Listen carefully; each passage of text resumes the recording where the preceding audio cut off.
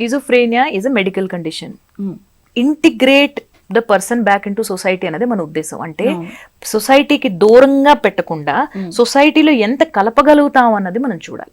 So ఫ్యామిలీలో ఇది కొన్ని ఏళ్ల క్రితం, అంటే మనకు మందులు లేనప్పుడు, అస్సలు అవగాహన లేనప్పుడు, బాగా వ్యాధులు వచ్చిన వాళ్ళలో మా పాస్ట్ జనరేషన్స్ లోనే స్కిజోఫ్రేనియా ఉన్న పేషెంట్ కి గదిలో పెట్టేసి సంవత్సరాల కొద్ది అలా ఉంచేసి ఇన్సిడెంట్స్ కూడా ఉన్నాయి. సో దిస్ ఇస్ ఇప్పుడు ఆ రోజులు ఇంక పోయేయండి.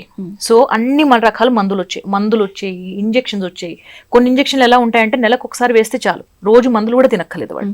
సో ఇప్పుడు ఇన్ ఫ్యూచర్ 3 నెలలకి 6 నెలలకి ఇచ్చే ఒక్క ఇంజెక్షన్ కూడా వచ్చే అవకాశం ఉంది. ఆల్రెడీ యూఎస్ లో ఉంది, మన ఇండియాకి రాబోతున్నది. సో దీనివల్ల ఏంటవుతుందంటే వాళ్ళ సిమ్టమ్స్ తగ్గితే we encourage them to get back to normalcy. ఎంత తొందరగా నార్మల్ గా ఉంటే అంత మంచిదని మనం చూస్తాం. సో సెపరేట్ గా ఉంచడం అన్నది కరెక్ట్ కాదండి. కొంచెం అవేర్నెస్ పెరిగింది.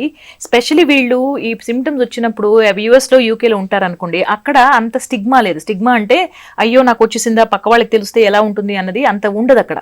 మెంటల్ హెల్త్ కి వాళ్ళు చాలా ప్రయారిటీ ఇస్తారు. కాబట్టి వాళ్ళకి అది నార్మల్ అయిపోతుంది. ఓకే, నాకు సిమ్టమ్స్ ఉన్నాయి, నేను మందులు తీసుకోవాలి అందరిలాగా అనుకొని వాళ్ళు నార్మల్ గా వస్తారు. వాళ్ళకి మేము ఈజీగా ట్రీట్మెంట్ చేయగలుగుతున్నాం. అలాగే చిన్న పిల్లలు ఈ మధ్యన సోషల్ మీడియా మీరు ఒక ప్రాబ్లం అనుకున్న సోషల్ మీడియా వల్ల ఒక అడ్వాంటేజ్ ఏంటంటే, పిల్లలు సాధారణంగా అడాలసెంట్, లేట్ టీన్స్ వాళ్ళందరూ వాళ్ళ లక్షణాలు ఏమైనా కనిపిస్తే తొందరగా వెతుక్కొని వాళ్ళ అమ్మా నాన్న రాపోయినా వాళ్ళు వస్తున్నారు ఫస్ట్. సో ఈ జనరేషన్స్ మారిన కొద్దీ అవేర్నెస్ పెరుగుతున్నది, తొందరగా ట్రీట్మెంట్కి వస్తున్నారు. కానీ సివియర్ గా ఉన్న వాళ్ళు ఎప్పటికీ ఏ కాలంలో ఉన్నా ఏ జనరేషన్ లో అలాగే ఉంటారండి.